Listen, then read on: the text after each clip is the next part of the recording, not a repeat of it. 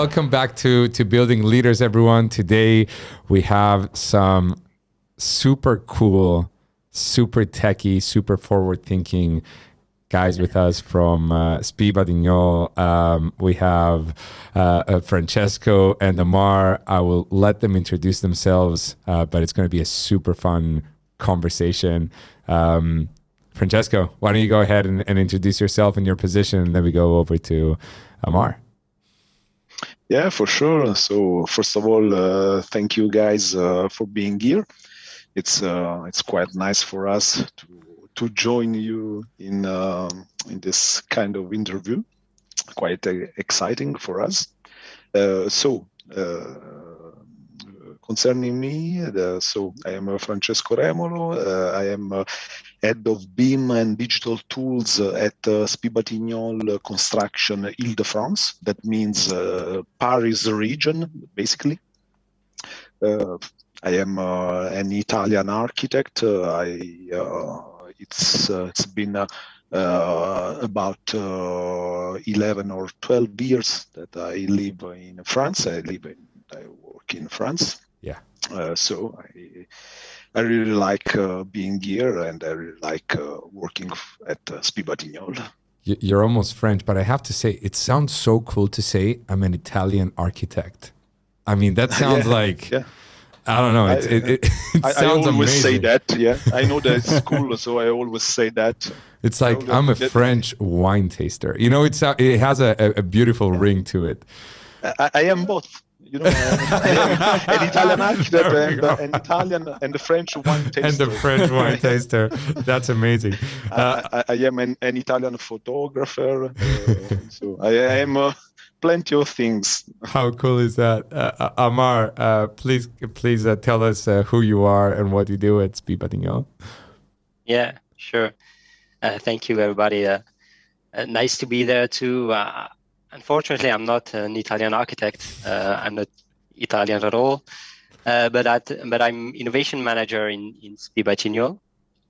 My role is to help people to implement innovation on their project. So we're talking about new materials, new process, new tool, new digital tool also. The idea is to spread innovation inside the company. And I started in the construction sector nearly 10 years ago, mostly on innovation projects and also on residential construction sites. Very cool. Yeah. Our experience of Spie is amazing. We love working with you just because you're super cool, but we also love the vibe of the company.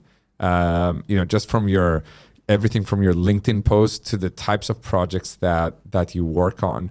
Do you want to tell us a little bit about what's Spie Batignolles from the inside, for those who may be wondering and those who don't know Spie? Yeah, I can do so. I can start, and then Francesco will complete maybe. Spie Batignolles, first of all, it's quite a big group. We have a lot of subsidiaries in building, infrastructure, services, and the company is well known for infrastructure, civil engineering, and foundation. They are known all over the world. But in the construction part, so here in France, I would say from the internal point of view, since by the way I'm in the company from a little bit more than 6 months, so I can tell you from a prospective way, a new way, what I have seen. Yeah. It is really interesting to see how the people are engaged in the company. It's not a big company where people are working for their own. They are really working for the entire company. They really want to improve the company. That it didn't shock me, but it surprised me a little bit. Yeah. Because in my position, I mean, this is my job. But from a construction operator in Bordeaux or in Marseille or whatever, I didn't expect to have this kind of overview too. Yeah. So yeah, they really want to improve the whole company. So it makes my job easier, actually. What do you think drives that? Wanting to improve. It means you're just looking at it from the outside. It means they either love what they do or love the leadership or both. What would you say it is? I don't know, Francesco, what do you think about it? Yeah, I made my own idea about this, and I found that Spie Batignolles is a quite special group because even if it's a quite big group with almost 8,000 people, Yeah. I find it stands.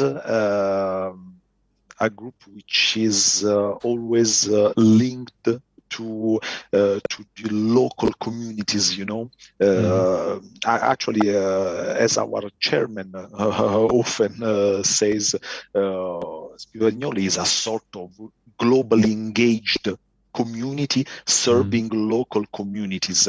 What does it mean? That it means that the cornerstone of the strategy is basically our local presence. That makes our teams develop their own environment. Each member of the enterprise is engaged to improve the place he lives in at the end of the day. Yeah. So I'm sure that it's part of the reason why we can have a good success in developing our environment, the commitment of every member of the enterprises. Yeah. And since we started working, I love that we're working together on parts of the Olympic Games, on projects of the Olympic Games. It's a unique, I think that's a unique aspect of working with Spie currently, but also about the construction industry, right? You're interacting with people, with teams, with engineers, with builders that are putting up these buildings. That in a few months, athletes are going to be there. They're going to win gold medals, or silver, or bronze, or compete in the Olympics. For some people, that's the dream, and their lives are going to change. And you're part of that story somehow. For sure. It's so cool. It's amazing, and I actually find the vision of the company and the fact that you see your engagement with the community is important. Is amazing, because you are part of the community. The moment you build the project somewhere, you immediately have an impact on so many people's lives. And the fact that the whole Spie Batignolles team realizes that and try to be in harmony and in a relationship with this community is absolutely amazing, and partly what we think makes you successful. Yeah, for sure. Because we don't only deal with big projects such as the Olympic Games, and so on, but a big part of the group Spie Batignolles deals with very, very little projects all over the France. It's true that in Paris region where I work, we have quite big projects. Because it's Paris, it's the capital city of the country, but and one of the most popular in the world. How cool is that? Yeah, for sure. But for sure, France is not just Paris, and France is a huge country, at least at the scale of Europe, and Spie Batignolles is everywhere, and a big part of our work concern very, very little construction site. It might be just a little part of a road, for instance. We do this kind of work, and making a new part of a road means that your own children can go to school safely. Yeah. It's school that could be done also by Spie Batignolles and go then Sure. to a swimming pool where done by Spie Batignolles. So yeah, I totally agree with Francesco. Outside Paris, you also have middle project with the territories like school, like even offices, even warehouse, even hospital. Housing. I mean, Housing. yeah. So the feeling that you was saying, Angelos, about the Olympic Games, I think that you have it for all this kind of project, because you have a really big impact on the locality and on the people living here. Yeah. So it's always different with athletes when you can maybe you say, in this room maybe one big athlete will come there. It's the same in the hospital or in the residential building too. Yeah. It's really encouraging to see such big companies on the scale of Spie Batignolles take on projects that are perhaps not that big, but take many little small projects, and I say that from a startup perspective. There are startups who want to be huge, want to work on huge projects, and there are also startups who they love interacting with the community, and really the way to interact with the community are these smaller projects. And I think Spie Batignolles is a living testament that you can become huge, like you are, one of the largest construction companies in the world, while focusing on all types of projects. No project is too small for Spie Batignolles. That's awesome. At all. Yeah. At all. Very cool. Yeah, and that's also proved that you can put innovation in those projects too. Like you don't need a massive, back to Francesco's, but you don't need a massive project to implement BIM. For sure, to implement BIM and any other new technology. We test some exciting technologies on the road works as well, civil works, in any kind of work. Yeah, awesome. And any size of work. Guys, what's we're gonna get into it a little bit, and you're gonna tell us about all the cool things that you both are working on, and what your visions are. But Ammar, as forward-thinking as Spie Batignolles is, and to me, it's one of the most forward-thinking companies that we've ever had the pleasure of working with. You've still chosen a career of innovation in an industry that's largely resistant to innovation. How difficult or easy is your life at this moment? It's just masochist. Yeah, probably there's a lot of things to do indeed. And at the beginning of my career, it was quite difficult to, I wanted to move as fast as my colleague coming from other industry. I had a lot of friends in more digital and startups, and they were so fast in implementing innovation. But year after year, I understood that okay, it's another business. Yeah, I will have to make some energy to put some energy on it. But now I enjoy it. Yeah. Is there any particular type of technology that is more attractive, maybe to the people in construction sites? I can imagine, just from my experience, there's tools that we will go out and pitch, and that they're not, the project managers are typically super busy and not too excited about them. What's your experience? What kind of tech solutions do you find? It doesn't have to be like a particular type of solution, but like what group of tech products perhaps gets a good reaction and people are like, oh yeah, I need something like that?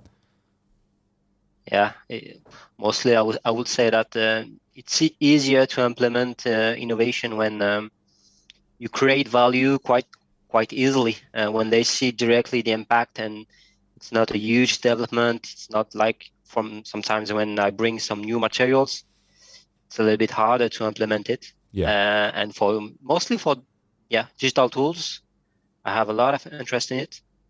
And people are also looking for some cool things that they see on social media and say, "Oh, Ammar, look, it looks great. Can we test it? Can we try to do something?" And it's always about digital things with the magic tricks, Like, so yeah, I would say that. Awesome. I mean, that that are always looking for,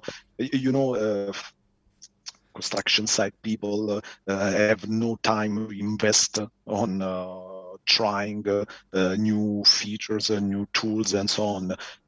So you need to propose them tools and technologies involving not much time to handle, Yeah. And why not? You need to propose tools not so expensive as well. So cost plays a role in excitement. I love that. Yeah. So if you give them something cool, but it costs like €1 million, they're going to be like, yeah. But if you give them something cool, it's like, hey, it's only 10,000. Finally, it's not so cool. We very much find the innovation teams also having the roles of marketeers in their companies, because they have to tell the right story. Sometimes they have to sell the value they already seen themselves. Do you find yourselves doing that a lot? Is it more of a problem-solving role that you have, or how do you approach that? For sure. We are completely in this kind of role. Our role is basically to convince the others about the solution. We try to be convinced of ourselves already. So because you know, guys, when you try a new technology, you are not really sure that it will work properly, and that you will get the right value from this technology. So you have to test, and at the same time you have to convince the others that the test will be the right one. Yeah, and so I'm just curious. Head of innovation, head of BIM. Is your LinkedIn inbox? Is your LinkedIn in a huge company? Do you get like a lot of messages on LinkedIn from all the SaaS companies, trying to pitch their products? How do you approach that? How do you filter through that? And what would you like to see? And what do you like to not see? Yeah, that I don't know if I have too much people asking me to to test the solution or to see it, but it is always interesting to see, because it's also part of our role to find out new technology coming. Yeah. And as Angelo said, the idea is to be first convinced of it, and then to try to convince other. That's 80% of our job, of our energy is more on that. Yeah. And in LinkedIn, sometimes you have some new technology that I didn't see, that can be interested. Yeah. By the way, it's the reason why we are here. Yeah, that's because how we reached out. Mia Lisa sent me a message by LinkedIn about 2 years ago, I think. Yeah. And that's the reason why we started talking each other, and that's the reason we are here today. Thank you, LinkedIn. Alice.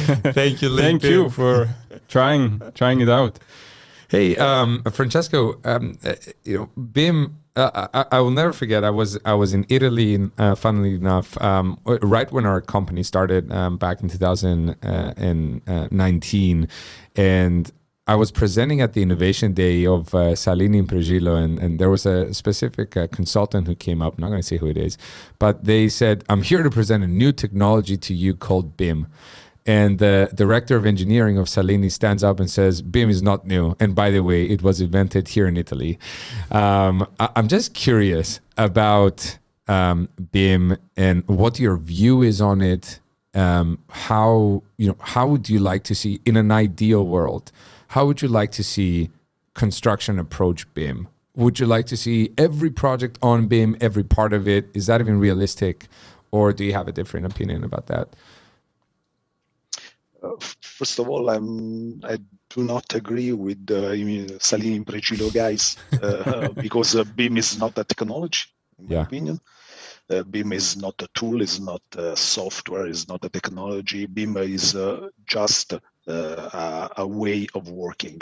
It's just a process, a working process, So this being said, and after that, I will never work for Salini in Pregilo. I guess should I want to go back to Italy? They're not called Salini in Pregilo now, so maybe you know. Yeah. So I said that's a we build thing. We are not here to talk about about the other companies. But anyway, in my ideal and perfect world, each project is managed in BIM. Because we often think, people often think that BIM is only for great projects, skyscrapers and so on. But no, at all. Each project is a complex one, a hard one to build. Because each project has its own complexity. And we try to push BIM exactly for that reason, to solve this complexity, to make the act of building this project more efficient. It's just about efficiency. We work in an industry which is not so efficient. So we have to improve that. Absolutely. And I think, I think part of it is the communication that goes out to these project managers. So how would you go about convincing a project manager who is super busy? Maybe his project has already started. It's not on BIM. He's not working in the BIM way of thinking. How would you approach that? To get him to start. Or her.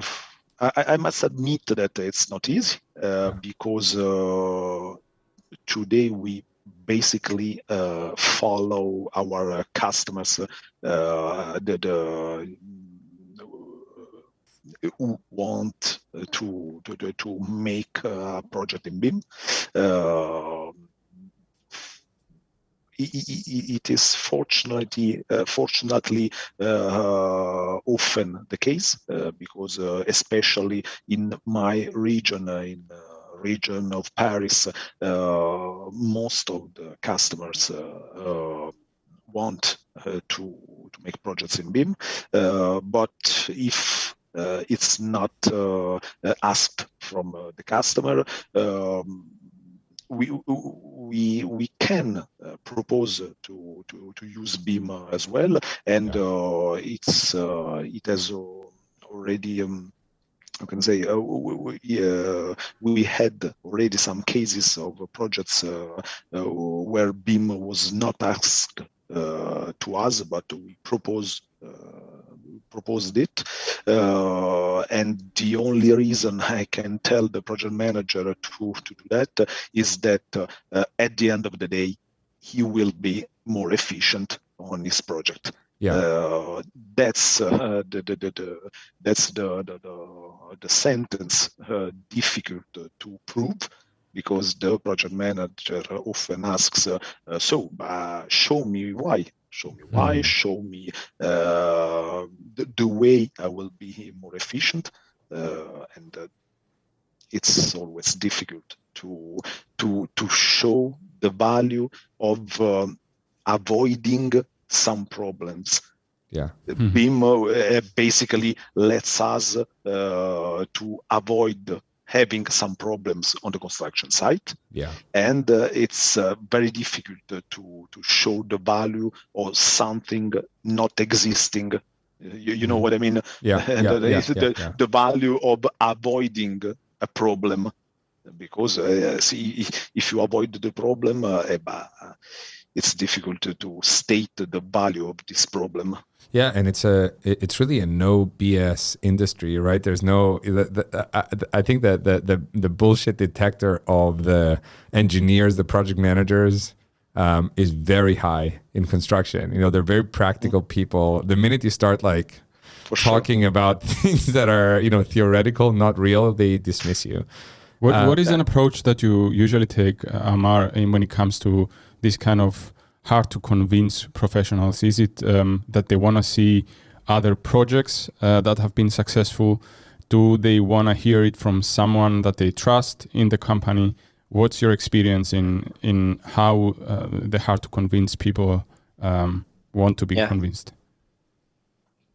Well, I mean, first of all, I think that you have to create a relation with the guys, and especially with these guys that you want to talk with him. And I don't know if it's like you don't use BIM and I come and I say, please use BIM. It's not like this. It's more, I try to find out his needs or his just his sense of, you know, and his feelings actually. If he's more on BIM, he's more like digital tools or environmental problem. Yeah. And then I try to bring him the right solution. In that way, it's always easier to, you know, to convince him. And then it depends. Sometimes some people want to be the first, you know. So you have to say to them. We love those people. Yeah, it is the easier part of my job. I mean, I if I want to be if I'm in a bad day and I want to have some fun, I just call a guy like this, ask him, "Oh, did you see this? I think it's really nice. What do you think about it?" Exactly. That was the guy that I was Let's thinking. name them. Yeah. So this guy he's just amazing because he always wants to test things. So it's the job for me is easy with this kind of people. And then you have other people that they want to be they want to lower the risk of failure. So you really have to show them that maybe their colleague tested inside the company or inside the sector, say the construction sector, and then you have to show them example. And sometimes you just have to connect people together, and one colleague will talk to another one, and he will say that this is great, this is not so great, be careful of that, and they will speak the same language, and so they will be convinced each other. So yeah, it depends really on the relationship that you can create with these guys, and the confidence that they can have on you. What's your favorite technology that you've ever deployed? What are some cool projects that you've worked on? For my part, it will be mostly on robotic parts. Awesome. I love this technology because in the robotics field, I think that you can find a lot of approach that can be interesting. You have the technology approach. Oh, cool! There is a robot who can create me value, which is really painful for me, for my guys, and things like this. So that's great. And you have on the other hand, okay, I use the robot, I maybe save time, or I have a real impact on my business, on my construction site. But then you also have to figure out how you are going to organize yourself in another way to increase the potential of this robotics. So yeah, I do love these kind of things. And for example, I work with a company which are making robots for marking fields. Wow.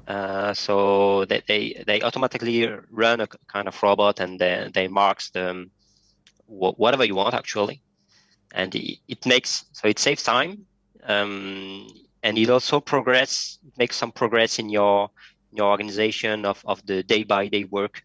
You know that this task is going to be done by a robot. So yeah, it's really challenging in the organization. You have to take care of the safety around the robot. You have to, and all that. You also have some people watching there, Not working and watching. You lose the really efficiency. funny. It's really funny because you implement a robot, save time for people, but you have 10 people around looking at it. It's a robot. Sounds like a fun day at work. Yeah. Oh my It's cool gosh. because they could talk about it. They could also talk in your formally. Oh, today I work with a robot. See, I made some pictures you can see. So that's really nice. Speaking of people and work, and do you guys think construction is cool, or do you think it's just like, whatever? Yeah. I think it's cool. I don't really know other industries. Yeah. I always worked in the construction industry, but I guess it's a cool industry. It's a construction is basically made of people. You always meet so many different people on a construction site or in the offices, and each time you work on a different project, it starts again. You meet again new people with different experiences. I think our industry is quite different from others because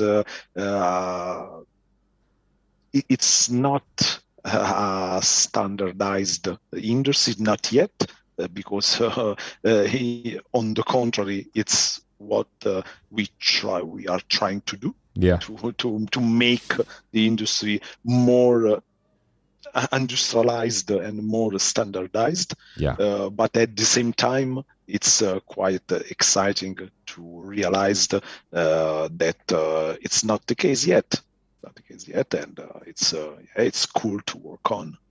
Yeah. I think it's the fact that it's so bespoke also has its beauties. So hopefully we can manage to keep that beautiful part of construction while we try to standardize. Ammar, what's your thought as the tech guy? Is it cool, or do you look at like Facebook or Netflix and you're like, damn, I wish I worked there? Yeah, maybe at the beginning of my career.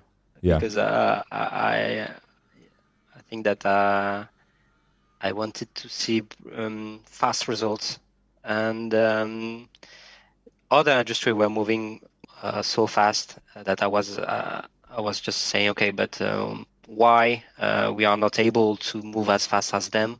Yeah. And yeah, at the beginning I was a little bit frustrated about it. Yeah, to be honest, probably in my school, we are around 100 people coming from each year, and I think that we are probably 5 or 6 in the construction companies or industry. So we are not so much, and all my friends are, most of them, out of the. So when they speak about the project innovation, so look, we have a partnership with them. We are moving fast. We are developing a new tool, a new software, and so on. And for my part, I mean, our project is 2-3 years. So if you want to test something in a big overview, if you want to have a real return of experience and things like that, normally you have to wait 2 years or 3 years, and even at that, you also have to see how, for example, for materials, how they are living their life in 10-20 years. So yeah, it is. But now I'm okay with that. It is probably because, as Francesca said, we had a lot of people around this project, and it's mostly human relation with them. So it's another way to approach innovation. It's really on human behavior more than technology actually. But not. I mean, we are not inventing things. We don't have a pattern or things like that. Yeah. But we are really an important part or piece in all these mechanical things to implement the innovation on the construction site and to make it alive. So in that way, I really appreciate and love my job. Yeah. But I'm just worked in this industry for 10 years. I don't have any other experience, so it's like this. Yeah. Yeah. You know, it's really funny. I read a book over the weekend, and it said that 80% of people don't love their jobs. 80% of people don't love their jobs. And that's a lot of people that don't love their jobs. Do you think? But maybe people just don't love working. Yeah. They just Tell us about the prefer work culture being in on France. holidays. Come on. I really want to hear this now. I really want to hear this because there was a. Can I tell you guys my guilty pleasure?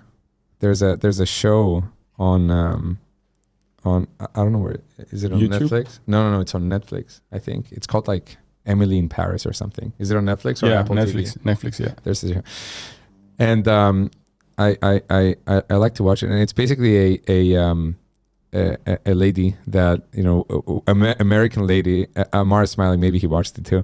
It's an American lady that had a cool job. Yeah, I watched it. That had a cool job in the U.S. and then moved to Paris, and it shows how like the French people are just like, you know, they love to take like super long breaks and like drink wine at lunch and like, is that true? Not everyone, I would say. Not everyone. We don't drink wine at lunch every day because we would not be this good at our job. But oh yeah, it's for sure. You know, it's not. That's a reason why I moved to France from Italy. You know, it's we have a quite similar way of living. You know, Yeah. And as you know, I visited Cyprus too, and I find it quite similar as well. Yeah. So you know, what's that? Tell us about that. What's the way of working? What's the way of working in France? Yeah, what I'd like to know. You know, you said you moved there from Italy because you have a similar, let's say, approach to work and life, maybe. What would you say? How would you sort of describe that? You know, do you work to live? Do you live to work? Is it like harmony between work and life? For sure, I live to work. That's the official version. Then you will cut the part where I say, no, I work to live. No, without joking, I guess we all agree on the fact that we should find the right balance, the right way to make our work something interesting, because anyway we have to spend the most of our day and the most of our week at work. So it's we'd better make it a pleasure. Yeah. But yeah, for sure. I am convinced that everyone should avoid the risk to stop living just for working. Yeah, what's the point?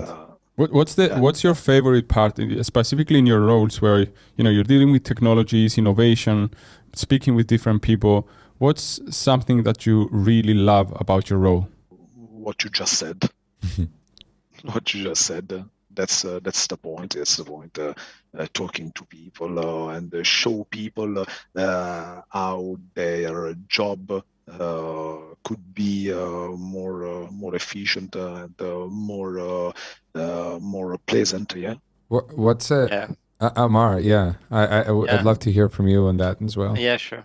Yeah, well, I love the idea in my job that you are looking for vision for 2 years or 3 years or maybe more on how the construction could be in the future, and then go back in okay, so what I'm going to do today or tomorrow to go in that direction in 2 or 3 years. So yeah, I do love to to go to navigate from small term action, what I can do today or tomorrow with a small part of innovation, and knowing that in maybe 2 or 3 years it's I mean, we don't know the future, but we see some impact and tendence. I don't know how you say it in English. Tendency, yeah. Trends, yeah, Yeah. whatever. And yeah, I love the idea, and I love this part to go in the future and say, oh, we could do this. The construction site in the future is going to be like this, and then you go back today. Oh, today it's not like this at all. So how I'm going to let a bit go further and further in that direction, and implement innovation day by day. I love this kind of memory things, or intellectual things to try to do. Like the creative side. Just curious, during your day, right? You both have really important roles. Ammar, where do you find the time, or how do you find the time to schedule in that creative work? Because what you're talking about now, looking into the future, right? You need to read, you need to research, you need to, stop for a moment and think about the future. And, when you have like 100 emails come during the day, or 100 tasks and a big task management, list, whatever, to-do list, how do you do it? And we know you do it because we see the results. But just curious, how do you, how is that, scheduled in your day? Or I don't know. I don't have a dedicated part in my, I don't reserve or book a time slot in my calendar to say, okay, in that way I'm going to source some startup or to investigate some innovation. But I do think that I need in 1 week, for example, I do need to have at the end of the week the feeling that I had I had a time slot for doing this kind of job, and I has another time slot to do the usual job or and this part is flexible. I mean, some week a lot of my time try to investigate new technology, try to contact other partners, say, can we have a call and see what you can propose and all these things. Yeah. And sometimes another week it's just a rush week and nearly impossible to just wake up and raise your head. It depends. I'm not so well organized in that, but it's my organization. It sounds like your brain doesn't shut off, right? It's just like you're continuously thinking about it, and then you just at some point the pieces sort of come together, and you look into the future, kind of thing. Francesco, just curious from your side, do you have to do any strategic thinking, strategic planning for your role? Is there like a grand BIM strategy that you came up with, or is it more of a taking directive or putting pieces together that perhaps other people have fed you with information? We are part of a big group. Yeah. Spie Batignolles is a big group dealing on several kind of different activities. As for me, I work on the construction side, on the building side, but we have a group composed by the head of BIM of each enterprise, each enterprise belonging to the group. Yeah. And we work all together to make our general BIM deployment strategy, so that each actor can deploy this general strategy on his own enterprise. So I basically do the job on my side, but always keeping in mind the general direction the group wants to go on. So the way I do that, I agree with Ammar. It's each day, each week, each month is so different from the others, and I don't really have a planned way to do my job. But yeah, it depends. It depends on what happens. It depends on the inputs we receive. As you know, we have plenty of inputs regarding new technologies, new ways to implement technologies. We just have to look at, as we said, to look at LinkedIn or any other site, any other newsletter, and you have so many inputs to think about new technologies and new things to do. Yeah, you're at a point where it never stops. I feel like you're both at a point where information comes to you much easier at this point. Whereas I feel two people in your positions 10 years ago probably wouldn't have been in this sort of a position. What's one technology that if someone came to sell you one technology, but you were selfish, you're like, I want this technology because it's going to make my life easy. What would that technology be? I want to hear from both. You like tough question, right? You should have written this question. But then it wouldn't be natural. Let's see. I want to hear. What's the first thing that pops in your head? I know mine. Mine would be like a robotic assistant, like an AI assistant, not like maybe like Siri on steroids, doing everything for me, like calendar. Maybe answering some emails that are like have maybe Ammar knows something about that already. Yeah, he knows. He's working with robotics. No, I would say something quite realistic. I would like to have a robot or anything else which can, how can I say, letting us get rid of plans. Of shop drawings on site. Wow. I would like a robot, using a laser or something like that to draw plans on the real site, and not to have any more to read the plan and to make the job. That's a good one. Yeah. That's quite realistic. Something like that always exists anyway. So we could work on it. I took notes, Francesco. I will try to find out your innovation. You took notes as well. And then promote it as the director of innovation. It's my copyright.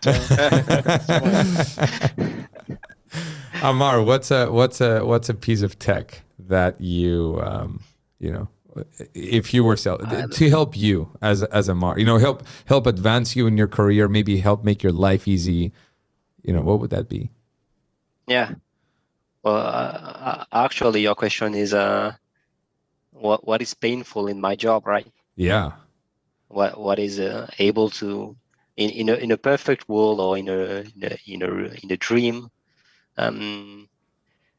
Well, I would say that it will be a fantastic help if I had maybe a software or maybe an assistant, virtual assistant. Yeah. Giving me the scanning all around the world, the startup, the company that are coming up, and analyze it with my own criteria. When I see a startup, of course, I have a feeling. I also try to find out if the technical solution is good, Yeah. but also how they are progressing internally.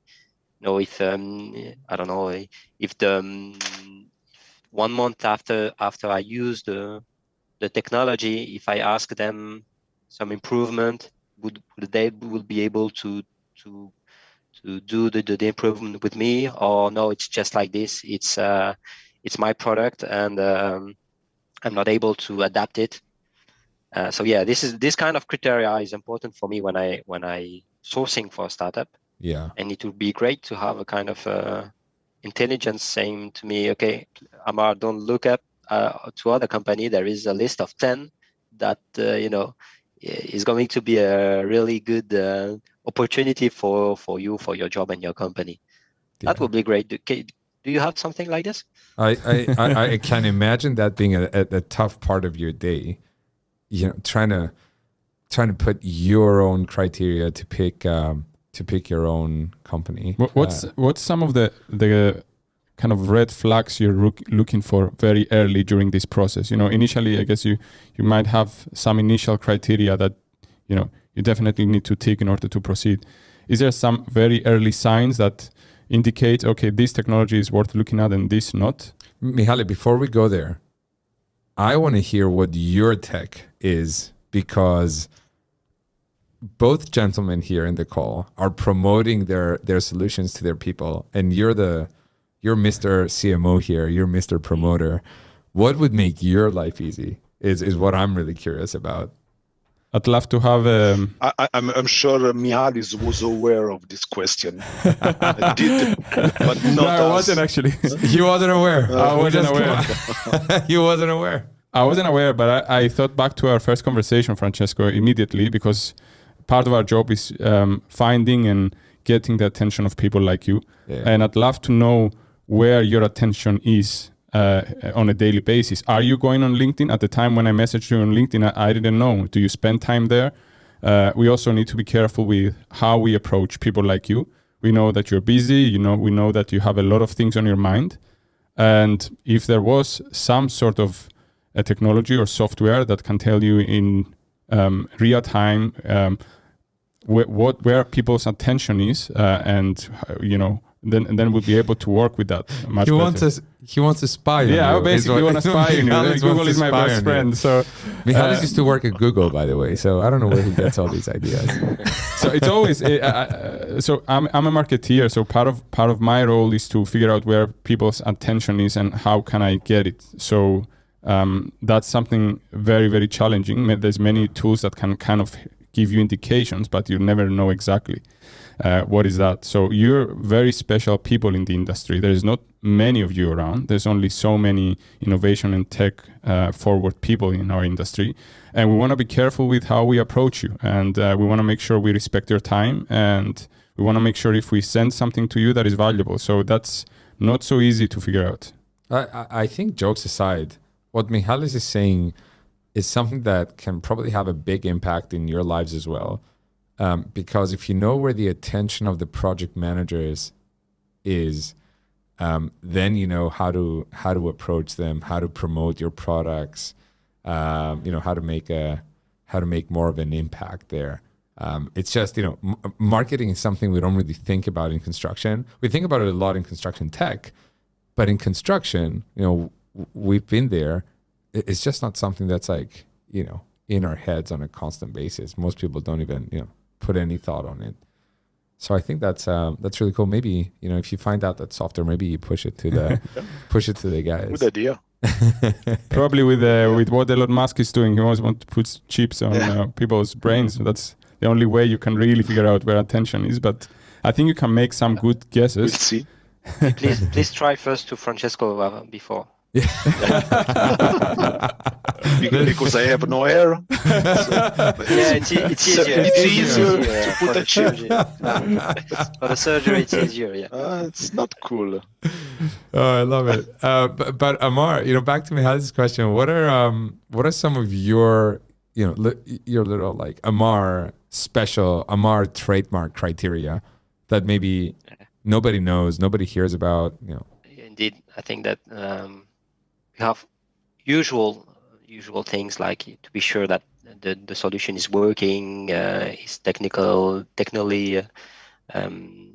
good, and it fits well with the needs of the construction site. And so these are much more or less criteria that everybody knows, right? And I have also personal criteria.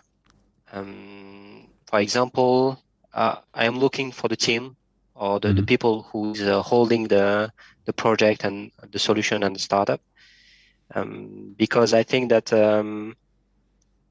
when you implement innovation, it's like kind of game of a risky game. You can win, you can lose. And if you have a team with you or a partnership with you that is aware of that and be able to support you when you are starting to lose, when finally the solution is not working, or the guy on the construction site, they have no time, you have to have backup.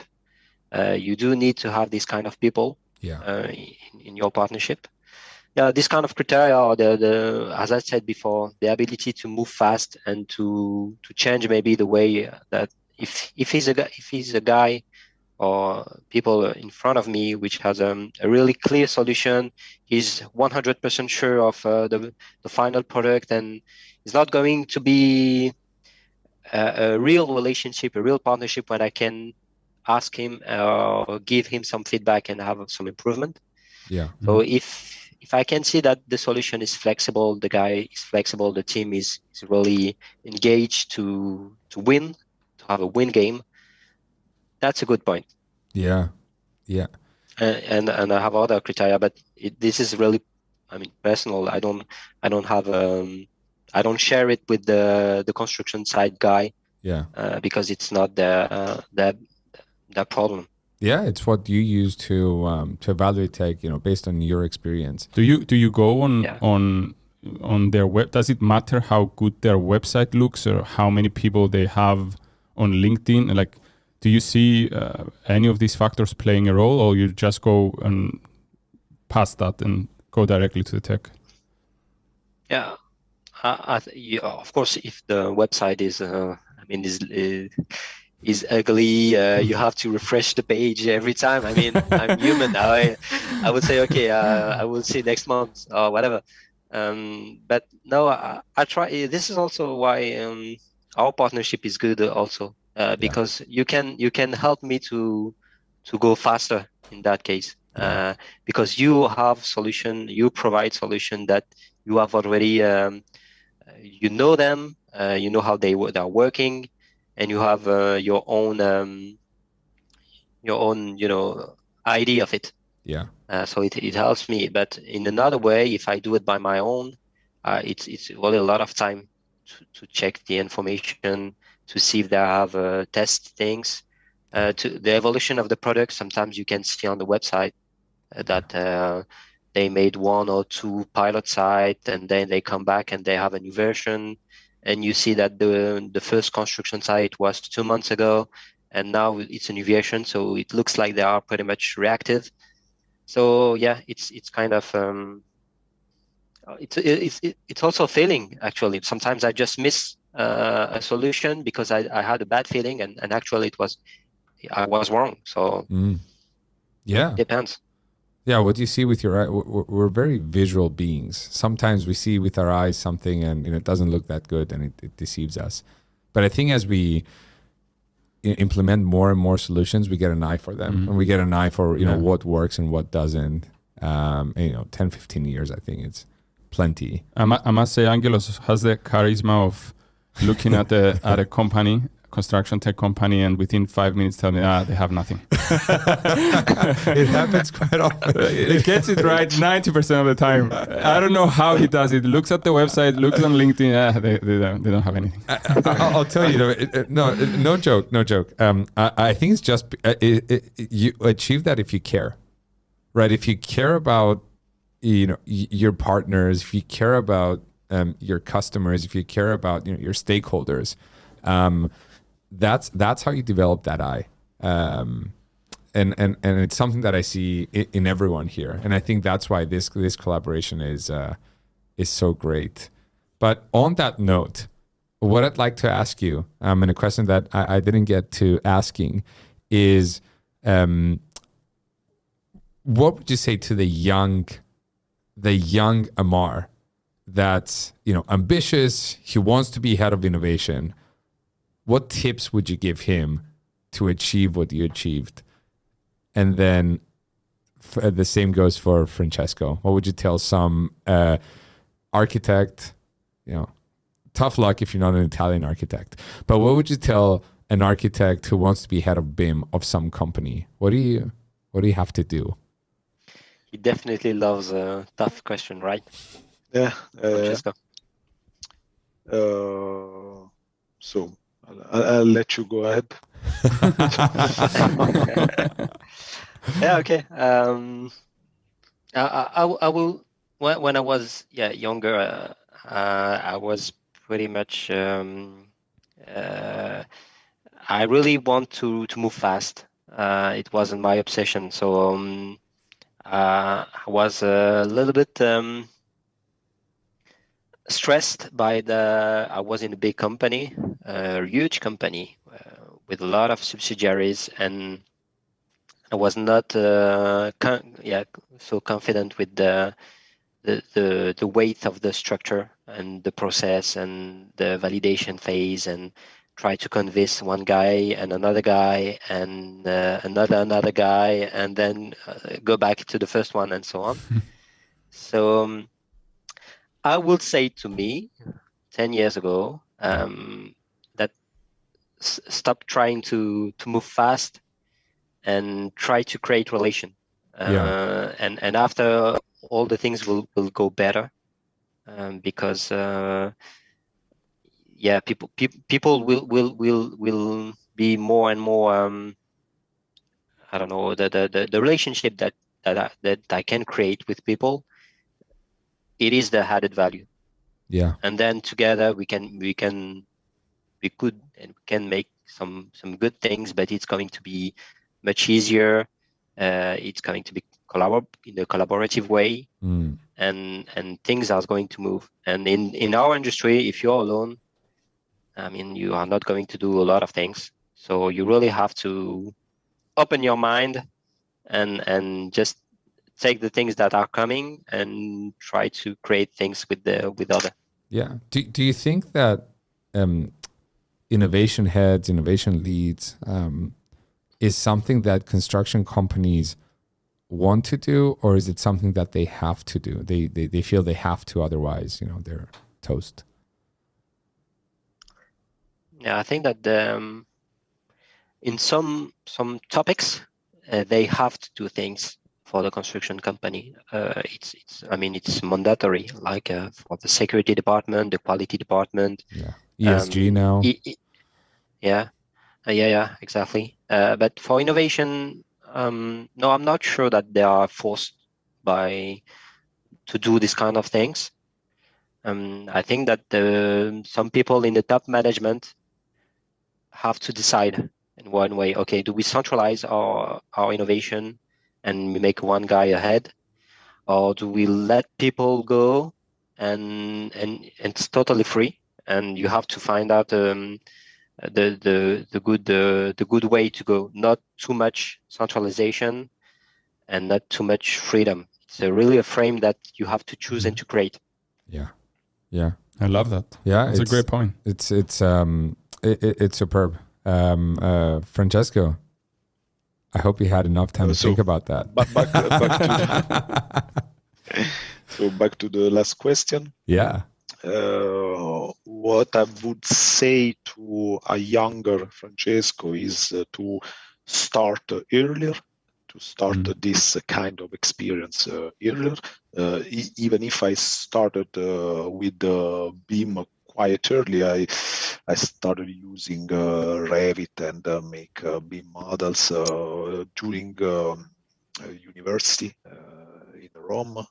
It was 2004, so it's quite a long time. But anyway, I would start earlier from a professional point of view. What I would say to a young architect or engineer who wants to become a head of BIM and digital tools in an enterprise like Spie Batignolles, I would tell him to follow basically 2 steps. First of all, he needs to understand how the company works, currently works, how it to understand how the current working process work, and second step, to never stop to be curious, to find new ways to improve the current ways, Yeah. So it's first of all, we have to understand how people work today, to make people be able to work another way tomorrow. Yeah. Absolutely, and it's a big part of this, and it's part of what you both do. The discovery process is sometimes not taken as seriously as it should, or not given enough time and attention as it should, and we see this really often in innovation teams where they get super excited about a tech, and then because they're like innovation people, they think, let's take this and elevate it. So I see a piece of tech that does one thing, and they're like, oh, can you do everything through that? I see like a 360 capture tool that gives me a great walk path, and I'm like, oh, can you also generate my design for me? And then the conversation very quickly switches from it's a great 360 tool to, oh, it's a crap tool because it doesn't generate designs for me. But so that's why I love the discovery process. It's like you identify a pain point, and then you can riff off that, and go and find the right solutions for it. So, gents, just to wrap it up, I'd like to ask you, how would you like to see construction 10 years from now? What are some of the things that you'd like to see? Paint us that picture of the industry that you'd like to see 10 years from now. I think 10 years is plenty of time to see a change.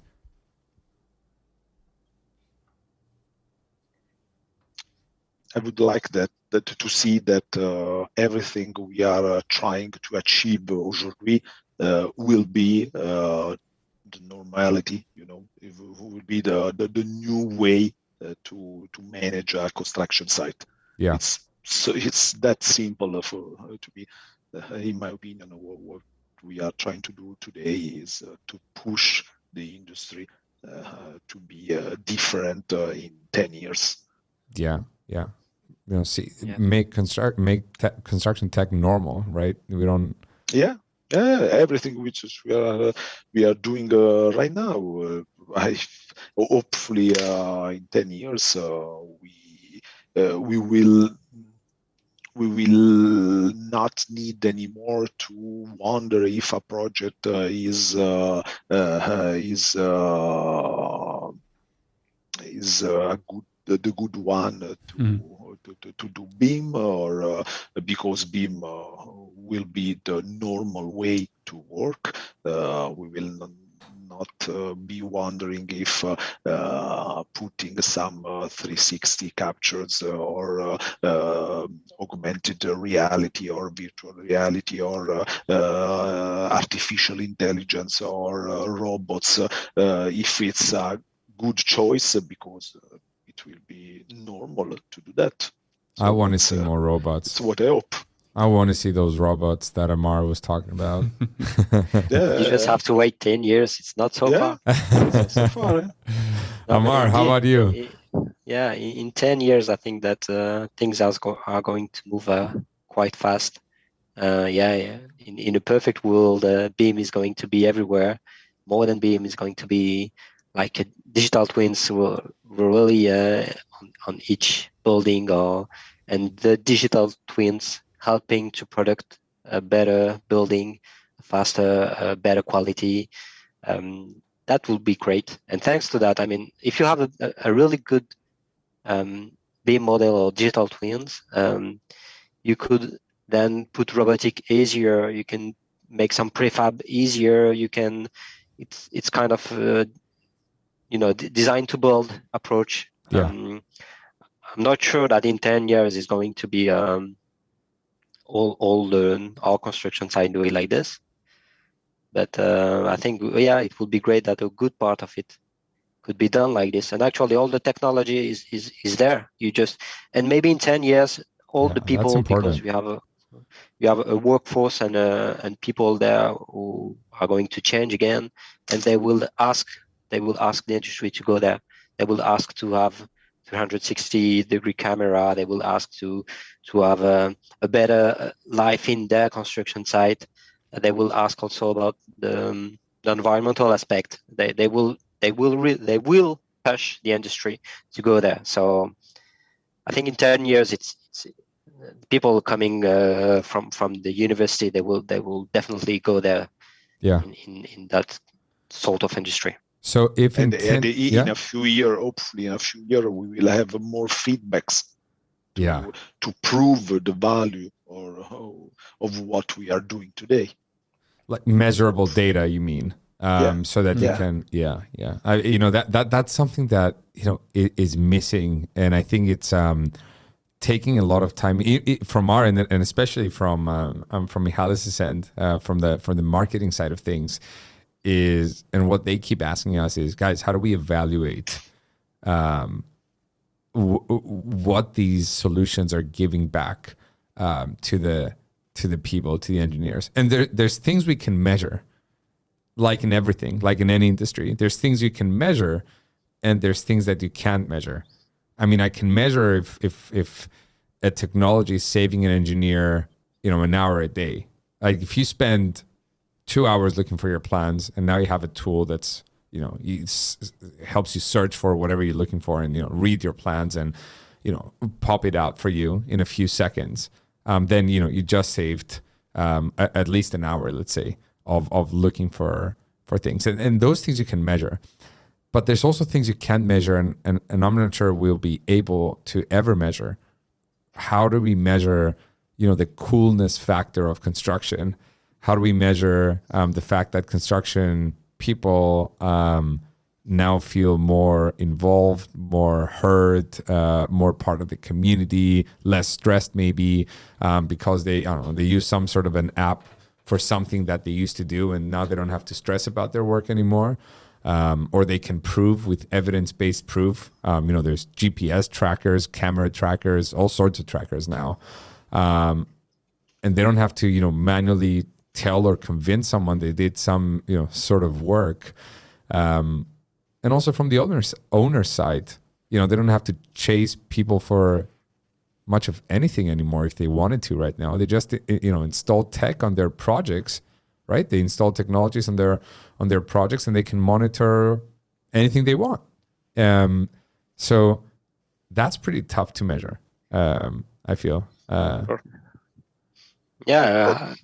example, if you are working with a solution that improve quality, how you can measure that without this solution you will have non-quality, and how you measure non-quality, it's so you were talking about the idea of the coolness of the tech, the serenity. Maybe sometimes some people, when they use this technology, they are just you feel in the conversation that the project is good, everything is good, they are not stressed